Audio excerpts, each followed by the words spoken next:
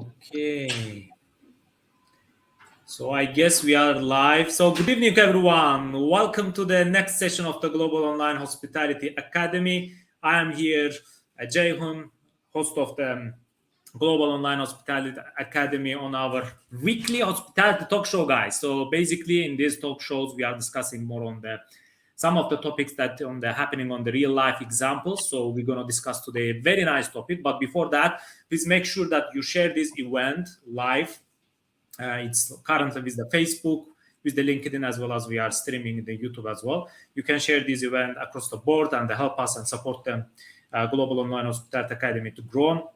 The aim of the Global Online Hospitality Academy to bring the hospitality gurus and meet them with the young people who are just starting their career and enjoying their first steps in the career and help them in their first steps. So we have built up the portal, trying to build up go further with the startup. Now it's very much exciting days. We are having more and more trainings coming soon. We are having more and more guests coming soon as well. Today we will be having a very nice guest who is always with us, Abby Dolley. So she's always our coach and esteemed, let's say, guest that's doing regular, let's say, webinars with us. We picked very nice topic for you guys today. But before going to the topic, just please make sure that you put your comments and engage with the current webinar that we are putting in place. So it is for you guys. So in order for you to get benefits and also share with the people around you in the hospitality industry. And of course, it is this topic specifically. I agree that this is specifically with every industry you can apply this philosophy. So we will discuss today is about how important is the philosophy of being there in hospitality. And let's welcome the Miss Abby, our coach and the learning development professional on this topic. Hi, Abby. How are you doing today? Nice? Amazing. Great. Yeah, another day in Doha, another sunny day in Doha, Friday, and we are enjoying the weekend. I hope you are also enjoying the weekend. Nice to have you here. How are you feeling in general? How's the business is going? How's the hospitality looks like? I think we are all hospitality is really picking up in Doha, especially we are expecting the World Cup this year. So, and on top of that, yes, really some football. it's Some the best football time to be in Doha. Yes, I agree.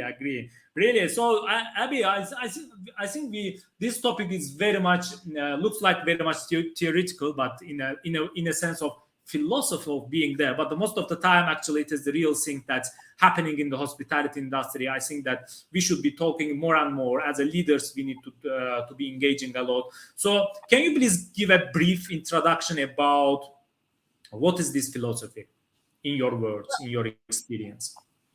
There are a lot of there's two things. Like first, if in my own words, I mean, I'll first go for the history of being there.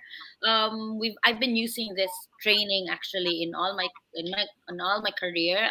They started with the fish philosophy, the one that Yes. is famous fishmongers in Seattle that are now considered Yeah. world famous, and that Yeah. was one of their being there was one of their philosophy.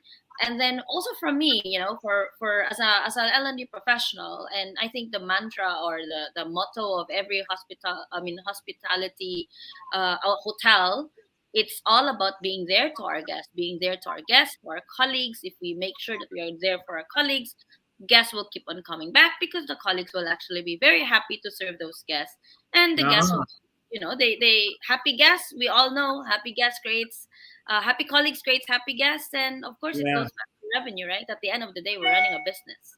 Yeah, So it's nice. Nice. I think that I have been in one of this session, as far as I remember, of the fish philosophy, and that I guess in the back in the university, I saw these videos and also attended in one of your sessions as well. It was very nice one. Actually, I think that it's hospitality all about the fun.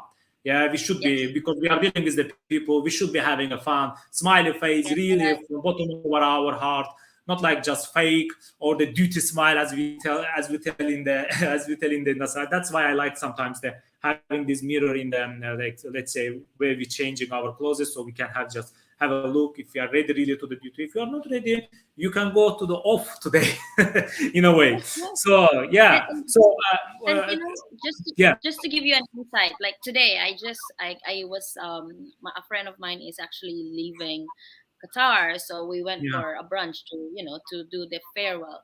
And we always go to this restaurant. And you know what's so nice is the way they actually deliver the service. The service was, they know us, they know us. Yes. They know what are our preference, and they always try to make sure that they deliver that preference. And that's an example of being there, right? The colleagues are empowered to make sure that they cater to the guest requirement or to the guest Yeah. preference. And that's the philosophy that right there they are implementing. The colleagues doesn't have to go to the manager and say, hey, can I make sure I do this to this guest because this guest is a repeat guest? They don't Yes. need to do that. That's another way of looking at being there, is empowering your colleagues to make decisions so that they can excel in the job that they do. And Yeah. that's being there. Yeah. Otherwise, they will be just doing their duty, just come to the 7 to 5 a.m. shift and just leave, and no return of the customers, no actual business coming further as the creating the loyalty in the hospitality. I agree with that. I think that it's all about empowering the our let's say colleagues in the specific in their areas. It can be steward, and it can be not only the front desk, but actually the people working in the back. So it can be also very much actually the way we can just engage in this kind of thing. I think that engagement is playing this big role. What do you think? Is there that do you think that the how leaders can actually apply this philosophy in their places in order to make this happen in real life? Well, well, that's a very good question, and I think right now, especially with COVID, that's really needed. And with all the drama that's happening in the world, with all the chaos that we have to deal, and COVID changed our, I would say, our mindset, our operation as a hotelier. Right? There's a Yeah. lot of pressure, not a lot of pressure from the top, a lot of pressure from the middle managers, and of course, a lot of pressure for the colleagues, because then because of COVID, they will be doing 2 to 3 job. I mean, three people's job, right? So there's a lot of Yes. pressure. Yes. And from management, especially the management, the pressure from owning companies or from the owners to be able to deliver the revenue, right? So just to put Yeah. it, just to put the situation out there. So as leaders, for me, how do we implement this? It's to actually, it's simple. I Yeah. know we have to make sure that we deliver. We need to make sure that we deliver the revenue. Yeah. Great. Yeah. But let's not overkill I call them the golden goose, right? Our Yeah. colleagues, let's not overkill them. How? Yeah. Making sure that, we are there when we ask them how's the, like Yeah. here in Qatar, we're all away from our family. Asking them how's the family. We don't need to know all the like intimate details, but how's your Yeah. family? How's things? Like for example, coming from from like in January there was a huge typhoon, devastating typhoon. No, not January, December in the Philippines, right? So Yes. people asking how's your family? Are you affected? Like these kind of questions are Mhm. actually, I would say, mindful leadership. That's an example of being mindful. So, and being mindful means being present, being there to your colleagues. Yeah. So, asking these questions, for me, my family, I mean, nothing happened to them, thank God. But, Mhm. Mhm. the fact that you asked me means a lot. And because you've asked me something when it matters the most, I'll do more. I want to do more as an employee. Yeah, and you But if can you you can feel as the actually you can be feeling that you are part of the family. You are in the family atmosphere rather than in the work atmosphere. That's actually killing the most of the time. If the people are thinking that they are more in the, let's say, in the working environment, work atmosphere, they don't go further. Yeah, they don't build up this relationship with the co-workers, with the people there that they are working. We actually need to build up this, let's say, it comes for the natural environment. If the environment is really healthy, Mhm. everything will have a ripple effect. You will have everyone is building this family relationship. Everyone will be asking what's going on in your. For example, I know that I remember that days, and it was like we all were praying for the Filipina that period, and it was quite very big storm that's happening in your country. So understanding this, going back knowledge of what's happening, building up this relationship, also going to help you, for example, help the colleague get ready mentally for to do their job. Otherwise they will be all day thinking that they are alone in abroad, because being And abroad and also puts you a big mental, let's say, pressure on you. yeah, and also another way of implementing it as a leader actually is, after a shift, like if it's so busy, like today, if I was, Mhm. seeing how busy it was in brunch, I would, Mhm. after the I would say the event, Mhm. saying thank you to your colleagues. Guys, that Yeah, was great. Well done. That was amazing. Giving them feedback. You know, yeah, yeah, celebrating small wins, because that's also another way of touching being there, right? Making sure that, because the minute that you as a manager they thank you, that's appreciation. For you it's just saying thank you, or it's like it's part of your job, but for them it means a lot, because it's not easy wearing a mask, serving a guest, making sure they smile, Mhm. standing for hours, and Yeah, it means a lot for colleagues, and being appreciated means I'm valued, and that's yeah. really important, you I know. agree. Agree. The most I know the burden goes to the little bit more the more on the leaders here being a little bit more positive, because they go to the meetings and they have a, let's say, commercial or the operational burden or the pressure Yeah. from the stakeholders in the room or from the owner side and in general. Yeah. Once they come back, they are meeting with their colleagues in the briefing. So uh, to make this balance is not easy. What do you think? How the leaders need to make this balance? Because yeah, we are talking about we need to treat very well, give the, let's say, positive vibe, trying to engage the people, but at the same time we forget about the leaders, what kind of mental thing they True, are going through. Maybe true. they are also in the fight of the stress. They have anxiety or the depression from the things that's as a burden to him. What do you think? How we can balance this? Well, I will, before answering that, I'll give you an example of how I used to do it. Yeah. After a, let's say a meeting, right? And the meeting was really awful. So I would go back to the office, Hmm. and I learned how to filter with my team. So Hmm. I have an L&D coordinator, and she will be like, she's the happy clappy kind of person, and Yeah. I love I love her, Yeah. and she was such a happy clappy, and Yeah. Yeah. I remember she would be like, "Oh, how was the meeting?" And I said, "Oh, it was okay. And Uh-huh. I Uh-huh. just came from a horrible meeting, Yeah. And I'm like, "Oh, it was okay. It was we just need to make sure we do this, and the way we Yeah. give feedback, I make sure that the feedback that I give is constructive, not it should not be straight to, we didn't do this, and why did we not Mhm. do this?" The Yes. minute that I have to learn what to say, and I have to make sure, because I train people in terms of leadership, right? So I need to Yeah. make sure that I walk the talk. So when and I was just explaining to my colleague, like, okay, we need to make sure that we do this. You are doing a great job on this, by the way. We just need to strengthen this part to avoid this in the future. Uh-huh. And Yeah. when I have been doing that, and I remembered one of the reaction when I resigned from my previous workplace. They were like, "But you're always happy. What Yeah. happened?" Like, Yeah. well, as L&D and as a leader, I don't need to show you or Yeah. anybody how Yes. I need to filter, because at the end of the day, I'm still projecting a behavior that I'm a role model. And Yeah. of course, where do I go and talk about my frustration? I can talk to my peer, to my Yeah. fellow head of department, and I explain to them, okay, this is a bit frustrating. Maybe this is some way we can work on it. Mhm. So it's for me, it's really important to create that balance as a leader, because for me as a leader right now in this time, it's not easy, Yeah. especially in hospitality. There's too many restrictions. There's too much demands from owners. It's Mhm. it's it's crazy, you know. Yeah. But Yeah. again, for me, I believe that if we are all being there for each other and we really practice this philosophy, it creates teamwork. How? If HODs or head of departments or executive committees, they show to the team that they are working as a team, it goes back. It's a domino effect.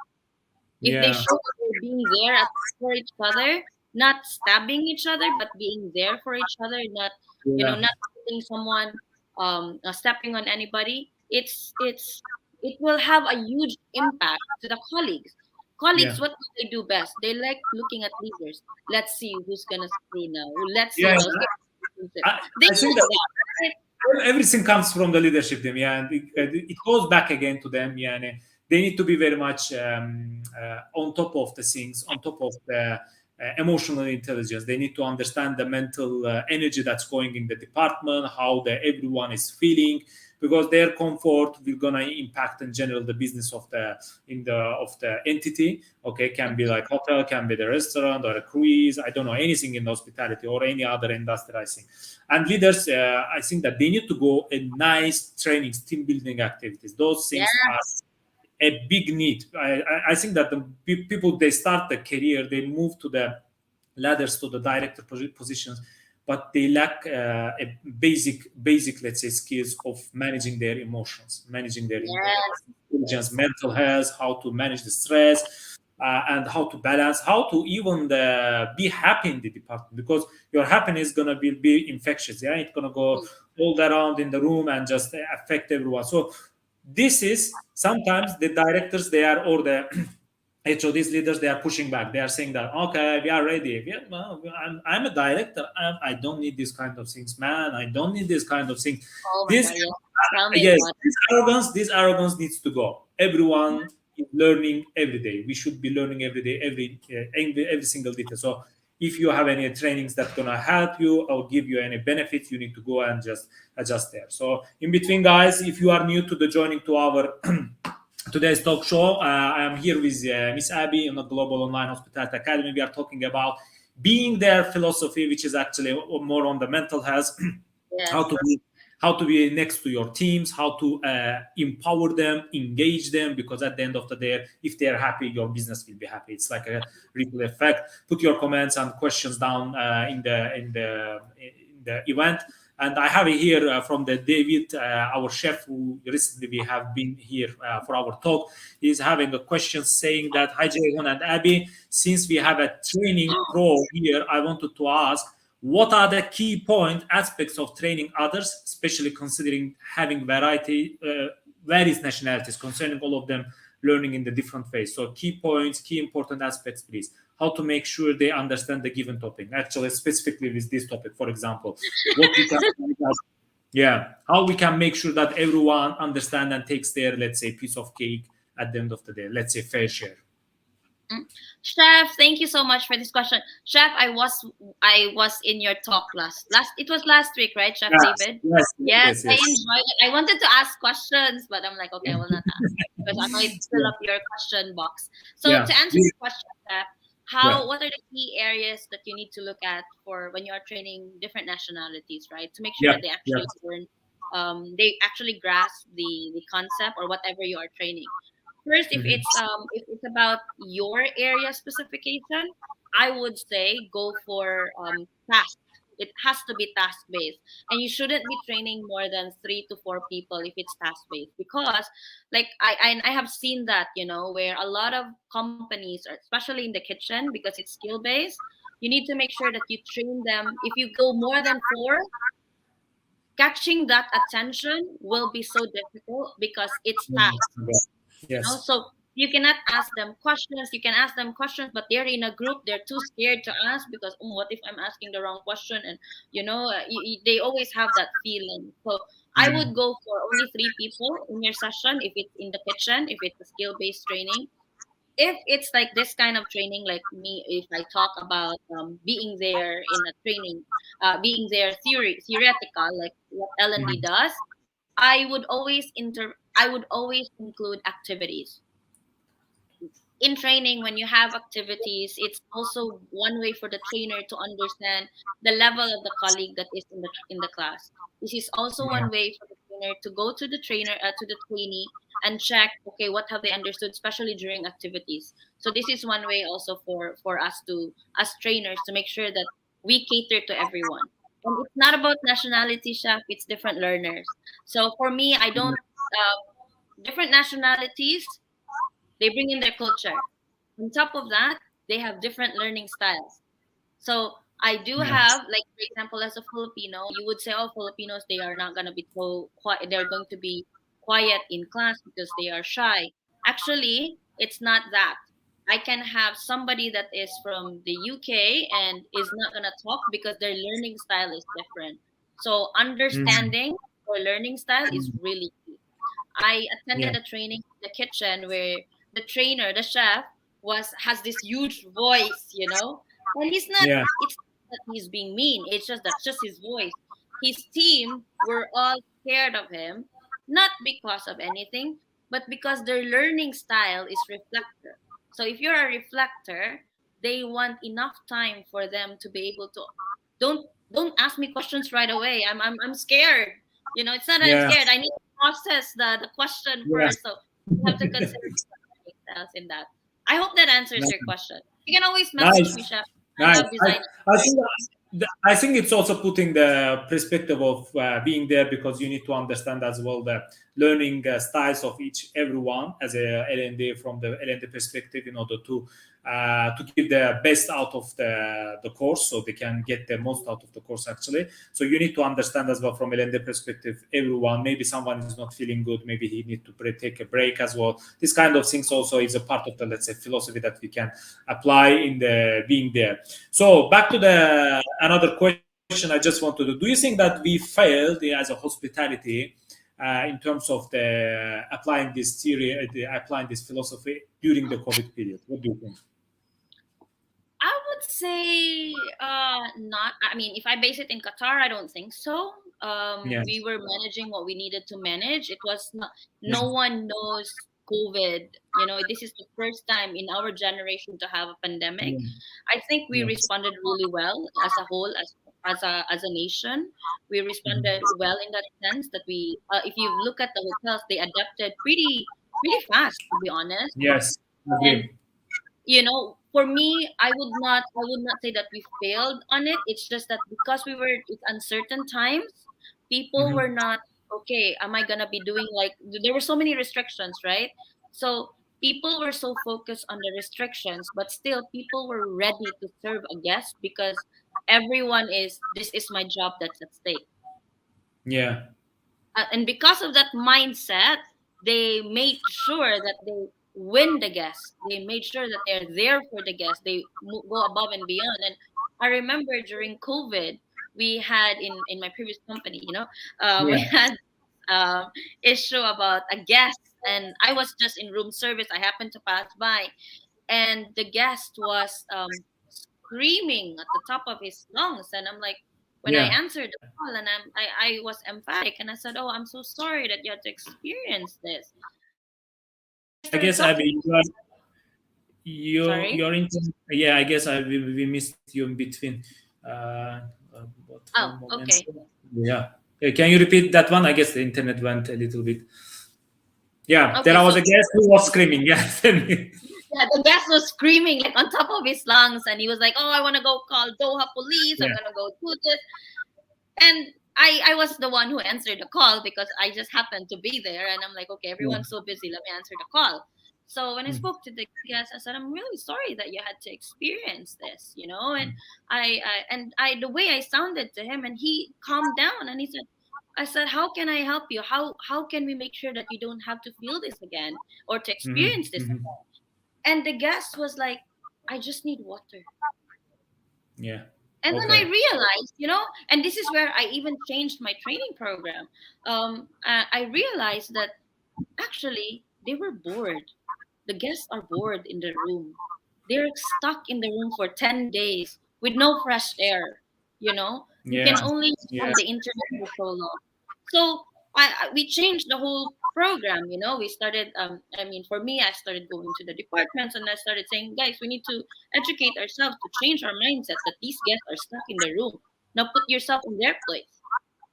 Yes. So Otherwise, every yeah, which we actually experienced as well. We have stayed in the quarantine period, so oh my we yes, understood what we are going it through. was not pleasant. And you Yes. know what happened with that guest?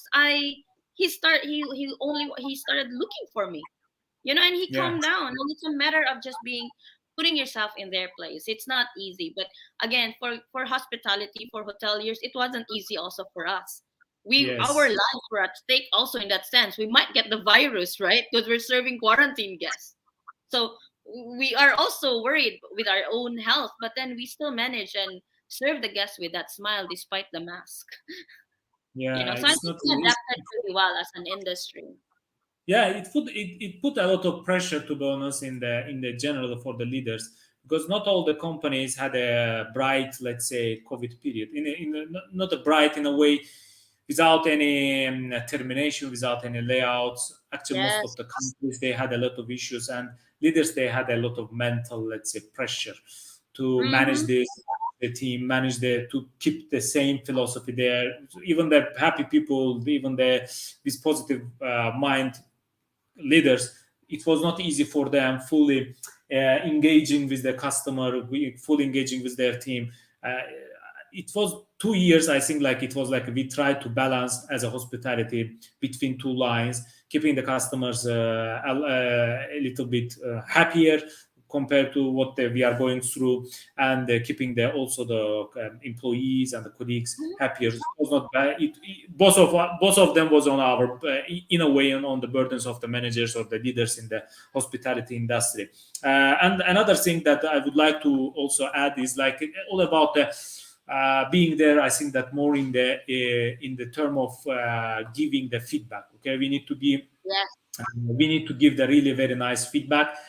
Whomever, doesn't matter what's his position, at what level, even he can be like a higher level, or maybe you are in the lower position, you should still give the feedback. Or if there is someone in the, let's say, in the just started his career, if you see something, give a nice feedback, constructive feedback. If you see something that's negative to the business, you need to mention this in a way that it gives him as a adds him something, doesn't make trauma in his life. He will, Mm. so he can always remember you, always remember this constructive feedback. Otherwise, we are failing in terms of the feedback. I think this is the giving a feedback. I think it's art.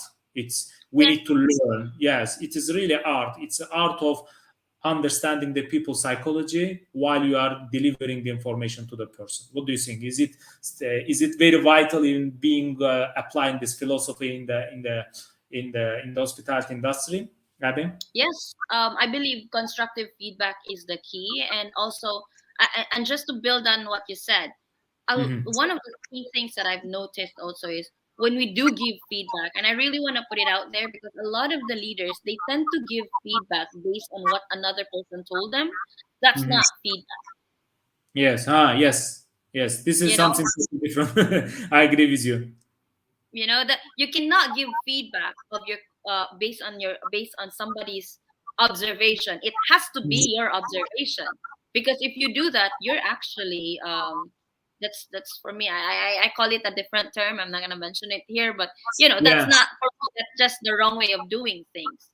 Okay, Yeah. because you're creating a culture of anyone will go there and you will believe that person right away, and Or that's the not the right not feedback. or you are actually or you are creating the toxic environment in a way. We can put in Yes, this in the context. What do yes, you think? Does it make yes. I think that it makes sense in a way, Mm-hmm. because this is how it starts. If you start to hear from someone, you just ship this topic to another person, and you just create a toxicity in the environment, while it was like, for example, fresh environment. Everyone was sharing their thoughts. Now nobody is sharing their thoughts because they think that it's going to end up with someone's doorstep, which going to Mhm. decide something or fire him or something like this. Yeah, Yes. that's, I think, that very much exceptional thing. And do you see that a lot of leaders are failing in terms of the giving the feedback? What do you think? Yes, Because big it's time. part of the being there in a way. Yes, big time. A Yeah. lot. Okay. So You know. I think then we come to the conclusion in a way, before giving a trainings to the colleagues, that in our mind as a leaders we think that this is essential. We need to build a team. We need to do our courses of the leadership to our team members. Blah blah blah.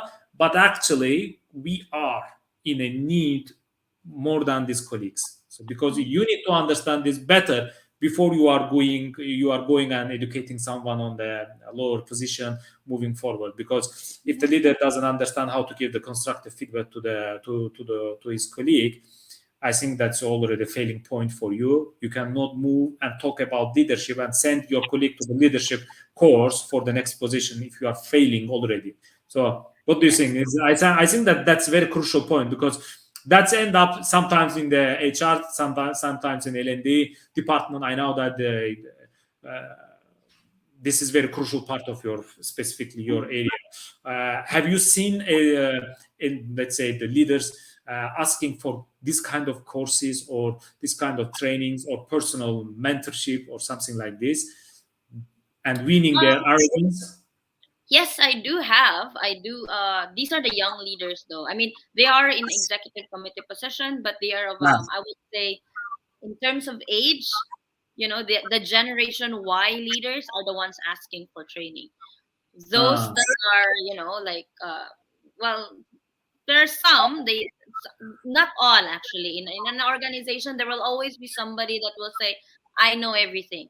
And there will always be those that are hungry to learn more. yes, And those yes, people yeah, that are hungry to learn more are the kind of leaders that we need for the future, not those that think they know everything already, because that's yeah. gonna create a thick This is environment. what I have seen. That's the thing.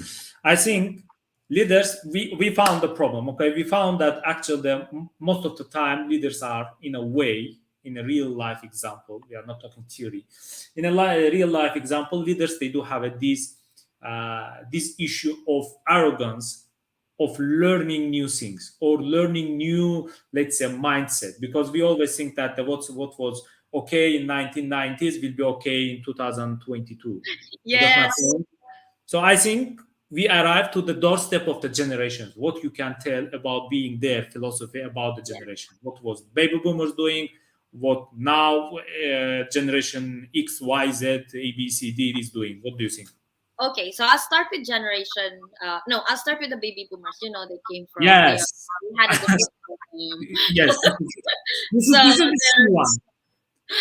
for them, it's all about working long hours, and Yes. the way they see you is all about hours, and you have to stay in the same job forever. Okay, Yes. so but one thing I like about them, they create stability in an organization. They are Yes. also what you call the mentors of Visionary. the Yeah. Yeah. organization, so because of their experience that they have. So we shouldn't discredit also the baby boomers. Yeah. However, when baby boomers, the challenge is when a baby boomer will manage a generation Z. That's Mm-hmm. when there will be a clash. Because this Okay. generation, your okay, I shouldn't say snowflake, your millennial, Yes. they are a generation that needs to be looked after. They are all about their emotions. They are not, they're not that resilient. They are the They are social media. actually. I think that they. This is the actual generation that's. We are always having that high turnover. To be honest, because Yes, they are much yes, sensitive. If you say that you did everything is great, you are even the constructive feedback is not working with them. To be honest, yeah, you do your best. They feel that they're bored, they change automatically. They don't think about career, they don't have the long-term plans. This is all about now. That's why they are yes, leaving. yes. Yeah. And I think that's also great that we have Generation Z, because what is happening right now, if you look at it, even from your role, right, you're always looking at the future. You're always looking at, okay, our strategy for the next 3 months, our strategy in the next 6 months, or strategy for next year, right? You're always looking ahead. Mhm. And it's also good to have this Generation Z, because they also teach you to be present to right now. Right now, this is what is needed. Right Mhm. now, you need to be with me. Although they sound like they're a baby, but again, I had just as an example, okay, going back to being there, I had an experience in the past where Mhm. Okay. the colleague attended induction with me, and I said to the manager, wow, this colleague can go places. That was my assessment. I said, this colleague is really, it's this person has talent and we can develop this. So I Okay. spoke to the manager and I said, we need to make sure that we are there for this colleague. We need to make sure that we don't leave this employee. We need to have a proper, I want to see, again, can you send me the proper induction plan? And I want to make sure that, the colleague is not going to be left alone after 2 weeks in Mhm. operation. Because if you look at situational leadership, you cannot afford that, right? Yes. The colleague was left on night shift after 2 days attending induction. And I said to the manager, why is this happening? This colleague will not even stay for 3 months with you. This colleague will resign. And they didn't listen. 2 months later, the colleague resigned. Okay. 24-hour service notice. You Okay. lost talent there. The colleague right now is an assistant manager in one of a luxury property. Mhm. You know? It's all So about the experience, first experience. We always say the first impression to the and guests, but actually, what is the first that's a impression classic to colleagues? example of being there, right? How are you there to the colleagues that are new? Now, remember, we are in the GCC, we are all away from our own families.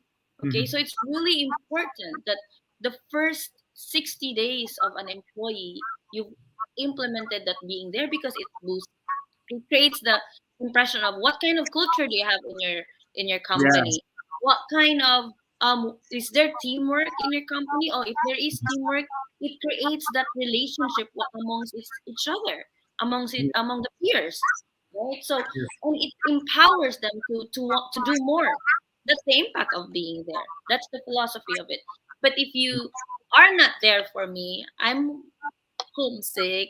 I am this. I'm starting my new job in a foreign country, and you forgot all of this because as leaders we have so many things to do, right? yes, I agree. And again, you have to go back to the basic Maslow's hierarchy of needs, Yeah. right? The first tier, that's all there. So As you I, told, this is like a snowball effect. From if you fail in one thing, it's gonna just impact the whole process. These people, they just millennials specifically, they just started their career. You need to be very much attentive what you would like to get from out of them. They are the high tech yes, people. They know the latest trends. They are trendy. You need to understand the psychology of these, how they're working. I'm not saying that you should be giving ground about your values, about your vision of the entity and everything, but at least to understand and adapt it, because the world is changing and the world is changing and the mindset is changing, and we are going with the technology, with technology also impacting on our mindset. Before we were totally different, we were reading books, now we are doing the audiobooks. Before we were listening radio, now we are listening podcasts in a different way. So the information that we are gathering also is totally different. So that's why we need to be adapting in the way of working for the millennials in a very much comfortable, so they can adapt automatically and just push forward and learn and be engaged and deliver the experience. Otherwise the customer comes, his mind is not with the customer. He sees the customer, he's not welcoming, because in his mind he's stuck with the problem that happened in the cafeteria with him, or yes, happened back in the with the in the yes, changing room, or with his manager last week. He thinks constantly. Otherwise, if you are engaged and asking him all daily what's happening, how's your going, how's your life is going, do you have any issues, then they feel that they are recognized. I have watched this video of the Simon oh, I Sinek love that guy. about the two authors, about the Four Seasons and the Caesar Palace. That guy is working, the same guy is working in the same two hotels in the same position. Like, he's working day job on the Four Seasons in the lounge, and he's working night shift in the Caesar Palace. So the guy is happy in the first one, and the Simon is seeing him in the Four Seasons, and he's talking, why, what makes you happy here? So he's saying that I'm happy because every managers, every leaders that passing by, they are always asking, how, Mike, are you doing? Are you feeling good? Are you energized, with a smile, genuine smile, and asking me questions? But in another place where I'm working, they are always looking if I am doing something wrong. They are making conspiring, and they are trying to find out my mistakes. You got my point. That it's all about the culture in the workplace. If you really build up the nice culture, natural environment where the people, they can show their natural best, and this philosophy that we are discussing will happen immediately. You don't need even discuss. You don't need to do the training. Actually, to be honest, I mean, this is what I Because believe. like I always say, and in every training that I conduct, in hospitality, we are not selling rooms. We're not selling Yes, people. We are yes, selling emotions. And how are we yes. selling those emotions? Experience. Yeah. Experience. How do they feel when they stay in our hotel? How do they feel when they eat in our restaurant? Those are Mhm. emotions, and that's what you're selling, right? You're Mhm. selling an emotional connection to your guests, and we can only do that if you have happy colleagues, and happy Yes, colleagues create yes, happy. I agree. Whole So philosophy. I will jump here to the question. I have Aida here. I have Aida Mm, Ismailova. I She was our usual, yes, host, making some other topics that we are talking here. She's saying, "Hi Abby and Jehun, great session. Thank you very much, Aida. What will be your advice to newly promoted managers in terms of managing team, as now they are step higher than their peers? Thank you." So basically, you are promoted in your next new place. How they need to be very much sensitive in this topic, and also being there to their co-workers, because you have been like all of you were in the front desk, let's say reception. Now you are in the supervisor. How are you going to deal with your peers? This is the question, as far as I understood from my die. Abby? Good question, Ida. Yeah. Especially on a Friday. No, I'm kidding. Yes, I agree. Well, for me, what I always advise to people when it comes to if they are now above, if they got promoted and their peers are, like they are now their peers are now reporting to them, right? Or they were at the same level and now I got promoted. For me, it's all about setting expectation. Mhm. You need to make sure that you call a meeting or a briefing and you explain to them at the end of the day it's just I got the position, right? I got Mhm. promoted, but it doesn't mean as a person I've changed. However, Mhm. now that I am a manager or as a new or you one of your managers, these are the expectations that these are the things that will actually change.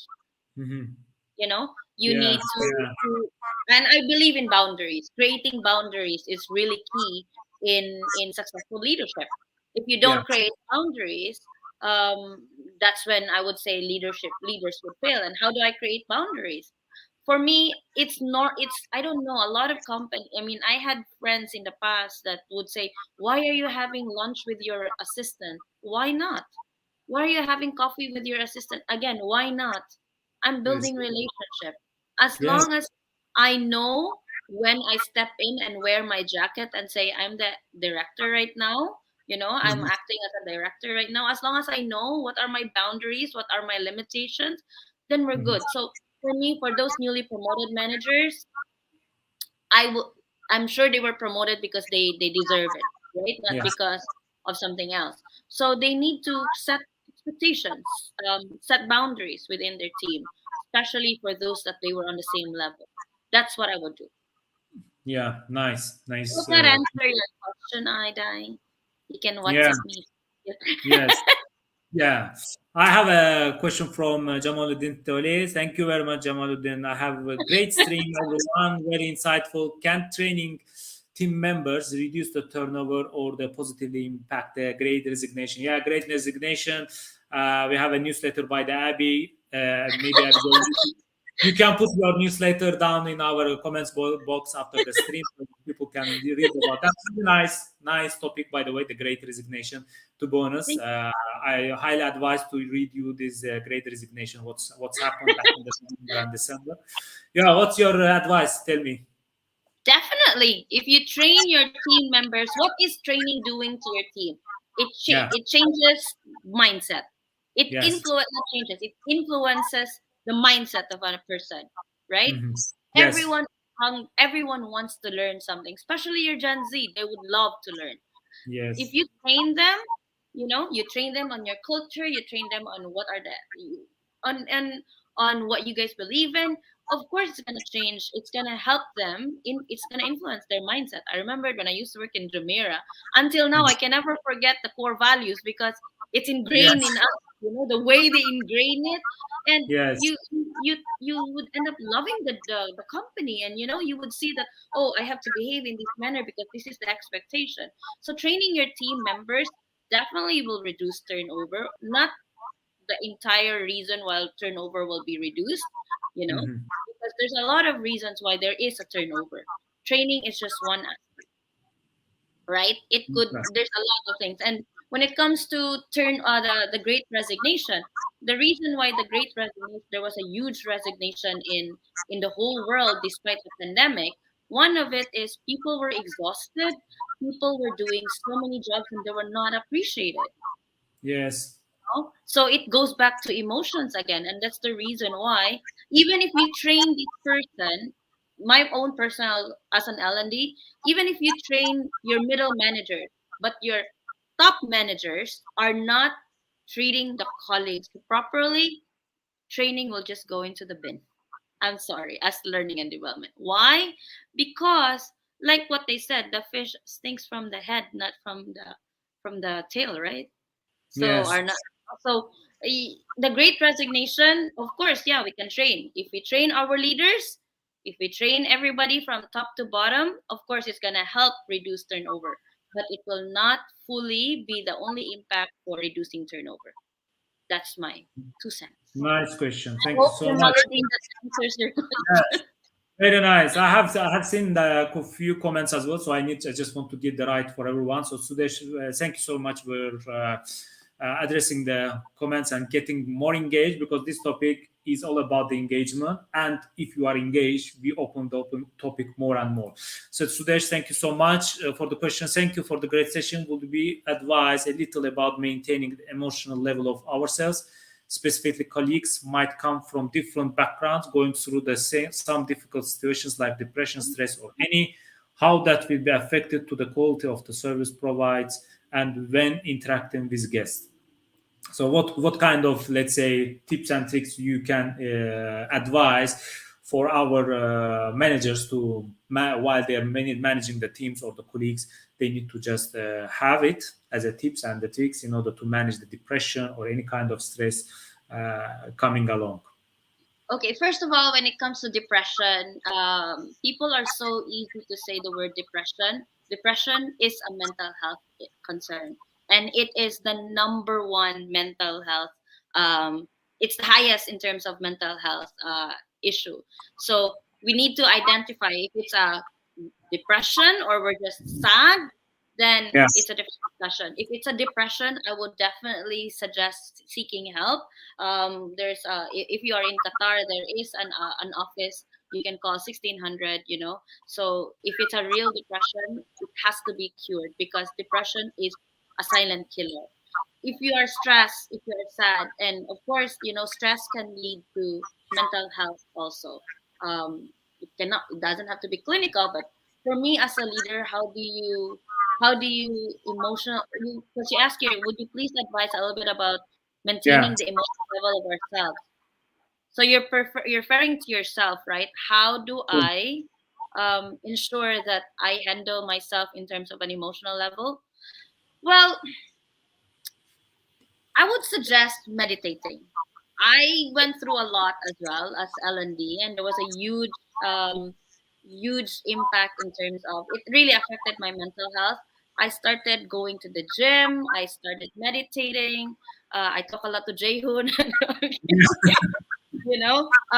I actually went through a lot too in my profession. So Yeah. I would say speaking to a friend, somebody that you can trust.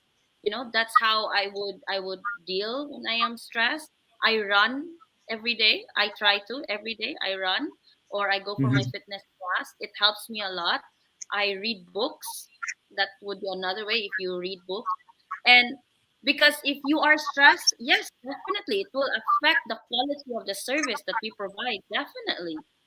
As L&D, there was a point where I would be, oh my gosh, I have a training and I'm feeling this way. But I always try to have a poker face and go inside my training and just leave the emotion outside. And because I know that I'm serving my team and I know that the colleagues that are attending my training will actually benefit. So I Yeah. always look at the bigger goal. For me, it's all about self motivation.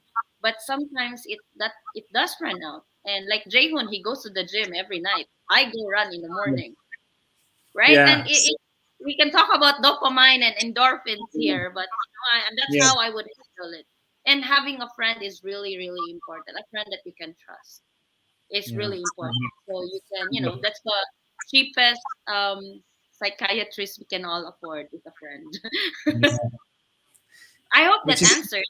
I mean, actually, to be honest, if you find out different kind of routines that gonna help you to sustain your mental health, okay, and if you get yourself busy with different things that gonna help you add value on your knowledge, add value on your day, and you get better than the before yesterday. So definitely, it's gonna get rid of the depression. For me, I had quite sometimes a panic attack and depression. Actually, I didn't feel this support from the people around me. So I found a way out with the working out, listening the books and the audiobooks as well, trying to change the mindset. Okay, I changed the mindset. Like I went to a lot of doctors. Like I don't know how many doctors I went. So at the end, you find your way, the one that's really helping you a lot. It might be the workout, going to the gym, or someone is going outside, just breathing and running outside. So this kind of things. In the work environment in hospitality, try to build a good relationship with everyone. Yes. Try to be happy, really. Live in the present, Sudesh. This is the main thing. If you are Yes. living Be in the present, mindful. yeah, be mindful about your life, about your day, about your moment. If you have a cup of coffee next to you, enjoy it at the moment. Okay, if someone is coming with negativity, enjoy it at the moment. Okay, I know that you are coming for negativity, let's welcome it. Okay, so you just enjoy it, everything. And while you are having this mindset, your managers, or if you are manager as well, you will be applying this philosophy of mindset, or be a philosophy of being there. You will be actually mentally transferring this energy to the everyone, and people around you maybe going through the same thing will be also Mm-hmm. impacted in the positive, as far as I experienced. Okay, I have another And comment. another Yeah. thing is, Jayun can even tell you, I put candles in my office to Yes. create the Yes. zen. You find your way. Yes, in a way. Yes. How about David here? David is saying that chef is mentioning that I honestly think in our industry feedback is far often given only to the negative happenings or situations. I fully agree with you, chef. Really. Yeah, and we start the feedback, Yes. something happens. Yeah, we never bring the person. Oh, man, you did today great. We never say this. Nobody says that. This is what I haven't seen quite a long time. Yeah, in most of the places in the hospitality, we stopped actually. We should be giving more feedback as a hospitality, but we Totally stopped agree. doing this. We lost the track in a way. So while we have often the chance to give the feedback on the positive things which has been done or executed well. Yes, this way feedbacks already make a negative impact impression to the associates before actually having talked about the subject itself. I agree fully with you, chef. I think that, Abby, what do you think? I think that this is major things that's actually not as a puzzle in the picture. Yeah, whole picture is there as a hospitality. If this was in the place, it will be perfect for Yes. the I mean, industry. if you look at it, you have hotels that are like, for example, if you go, you have people that would react if you receive a negative feedback on TripAdvisor. You have one negative feedback on TripAdvisor, Mhm. management goes crazy. But you've got Yeah, 10 positive feedback, no one celebrates it, agree. right? So, like for example, I we had a mystery shopper result, and it was for so long we didn't have any mystery shopper result. And the Mhm. first one that came out, the score was not so high, to be honest. But Mhm. I have to be careful in how I say it, because if I read the review, it's not that bad. So I said to Yeah. the manager, I said, look, for me, this score is, you guys did your best. We can do Yes. better given the circumstances that we are facing. So for me, Yes. this score is okay, and it's something that we can work on.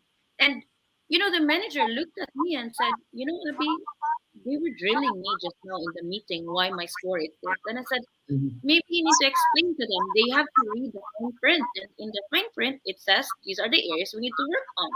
So Mhm. let's celebrate the little wins. So it's COVID. It's not an easy. It's we need to celebrate. And you're right, Chef. We focus too much on the negative and forget to celebrate things. I think So that that's another topic I will add to bonus about the mistakes. We have this perception of that we shouldn't be doing mistakes, and it comes from the school. Okay, if yeah. you do something Don't wrong in family. any Don't mistakes, family. you get the bad mark, and you screwed your career. It likes that it's last day of the world and last day of the earth. Let's say, actually, these mistakes that helps us. Now we are trying to learn, like these billionaire habits. Everyone is Yes. saying billionaire habits. Learn from the failures. Fail a lot. Fail forward. Fail always. Blah blah blah blah blah. All these quotations. Okay. Why? Because these people actually, why we were afraid of doing mistakes as a single people, as individuals, all these people, the entrepreneurs and the well-minded, bright minds, they failed, kicked out from the school, kicked out from the university while we were doing the highest grade.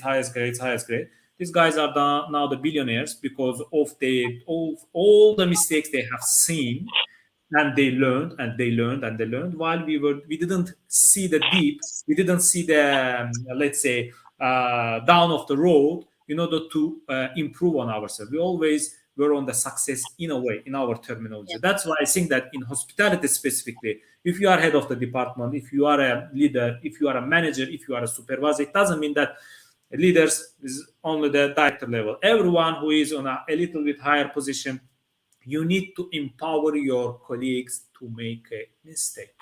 Okay, yes, there will be some business Being there. consequences. Yeah, there will be some consequences, but what you're gonna do, you will learn, they will learn as well. Okay, they will see what's happening. Okay, if they encourage to do the mistakes, I'm not saying that let them go and just shout on the customer over the phone, but I'm just saying that you need to be very much giving this empowerment so they can make a lot of decisions. They don't come always or call you to your office for all decisions. They need to be very much relaxed and do the process and learn by themselves. Then you will have the mature decision maker in your office rather than the robot that you are telling what to do. And also another thing, like just to Yeah, and build on this feedback, yeah, like as yeah. leaders, right? Sometimes we get it in public, or like in front of our peers. Mhm. When we go and it is our department that's affected by that kind of a negative feedback, when we Mhm. deliver it to our team, as leaders, we should also know how to deliver it to the team. If your boss gave you gave it to you in a negative way, you need to know how, and that goes back to emotional intelligence. When you go back to your department, you cannot be using the same method that your boss is doing, and you know that you don't like that method. So you Yes. shouldn't be doing the same thing because, like for me, I had in my previous workplace, or I had an experience in the past where um, my boss was like like he was pointing out at me, straight away and in front of other people. As learning and development, I'm training the team, and you're embarrassing me here. So after Yes. the meeting, I went straight. I said, "Look, I understand there is an issue. I don't appreciate that you do it that way." Mhm. So Yeah. as leaders, we also need to be assertive in the way, in a sense that still respectful, but we tell them, "Look, I don't appreciate you doing this. I'm losing credibility with this kind of the way you speak to me, Yeah. and I don't appreciate that." So as leaders, we also have responsibility. We manage upwards, like they Yeah. say. Yeah, I agree with you. It's and giving the feedback not only the people who are in the that Below report, you, but above but you too, they need that feedback. yes, we are afraid of this one. But we didn't mention this a lot, but actually, we need to give the people who are above us. If you see something wrong in a way from your perspective, maybe you don't understand. You can have a discussion. You can have a talk. Why you said this like this with this meaning? Because you can receive sometimes the emails from your headquarter, or if you are working in a big corporation, in a way that you are reporting the person who is writing you in a word he is screaming in the email. Yes, Doesn't mean without that you need to take it. It doesn't mean that yeah, you need to take it. And there is no in your job description. Whenever I shout on you, you take it. There is nothing like that. Okay, everyone has the every company has every corporation. They do have values. They do have all these vision, mission, and all these things that sustain the natural environment, the environment that the people can really be creative and innovative. So always go back to your even the people who are you are reporting. You can give them back. If he is firing you, believe me, you shouldn't be in this corporation. You shouldn't be working under this exactly. person. You should be, yeah, that's for a reason, guys. That's for a reason. Believe me, if someone cannot communicate with you in a proper way, and once you give the feedback to him and he is not taking this a proper way, then you are in a wrong place. Sorry to Yes, say. And it's yes, not about your wrong choice going to this corporation. It's all about the things that's happened. You believe to the brand, you believe to the corporation, you yes. went to the place and you start to work, you put your energy, and you find out there is a one guy by the name of ABC started to scream on you, nothing to do with the maybe the company, but this is how he managed the people, like a despot level, like in 1970s Yeah, management time. like we are still, in the industrial age. We're no longer Yeah. in the industrial age. We are in Yes. a knowledge worker age. And So this is, I think, the Abby, it's not the very much theoretical things that we are discussing here. This is the real life example, guys. This is we see in the industry, we see from our counterparts. We talk in generally. You always network, yeah. You in the once you go on the weekends, you talk with your counterparts. You just go to the coffee. You just have a brunch. You talk, and what comes? Everyone is talking from their hotel or from a restaurant, workplace, and most of the time you hear always like a negative things. This is what happened. My boss screamed on me. This guy is. I have these colleagues I cannot manage. They don't like me.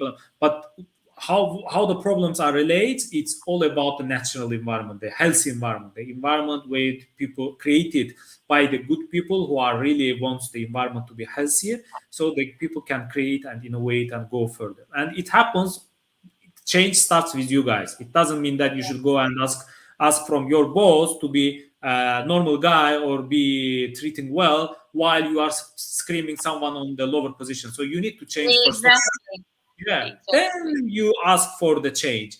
If you Yeah, don't change yourself, you cannot ask that. You, it's like someone who has a belly and is going to the gym and asking, showing the guys you are doing wrong, you are doing wrong, but actually he has the whole belly that he needs to lose. Yeah, yeah. this is the idea. I think that we had pretty much covered everything, Abby. It was very nice discussion, to be honest. Same energy, same positivity. I know the hospitality industry going through a big changes. 2 years now, we see in the LinkedIn as well. We started to go to the live in the LinkedIn as well. We see a lot of people in LinkedIn started to be hired. 2 years back, once the COVID started, we saw all these messages saying that I am in a way fired or laid out or put on the hold. So now people are going back. This is nice to see. A lot of good energy. Keep these guys, this positive Mhm. energy. Share your positions. We are very happy to see this kind of movements. We need to share. Don't afraid that it will be like in a way show off. No, just share your positive energy with everyone. This is what we need in the hospitality industry, because we are dealing with the home. We are dealing with the people. Our core is experience throughout with the peoples. Okay, so today we discussed about in our hospitality talk show at Global Online Hospitality Academy how important the philosophy of the being there in hospitality. And our guest today was our esteemed host, coach, and the Elinda professional, Miss Abby. I'm very happy to host her here. So we are closing today's session. We will be having another mindfulness session with one of our esteemed hosts as well for the next week. So stay tuned. Share this event and share this live with your the loved ones, with the colleagues, so they can benefit. Maybe you already know the topics that you are discussing. Maybe your colleague need this kind of things, or you now that your boss needs this one, send him or tag him to, yeah, so to get engaged. This is how you solve the problem. Sometimes you cannot say and give the things. You say that, would you mind to have a look for these two guys talking about the mindfulness? Maybe he will have a look and get some ideas. Maybe he knows and get on a track, on a correct track, let's say. I am very much thankful for the questions and the comments today that kept us engaging. And I hope that we'll see you in our next session. Have a great night. Have a great weekend and enjoying your weekend as well. Take care. Bye bye. See you guys. Thank you. Bye bye. Yes. Bye bye. Bye bye.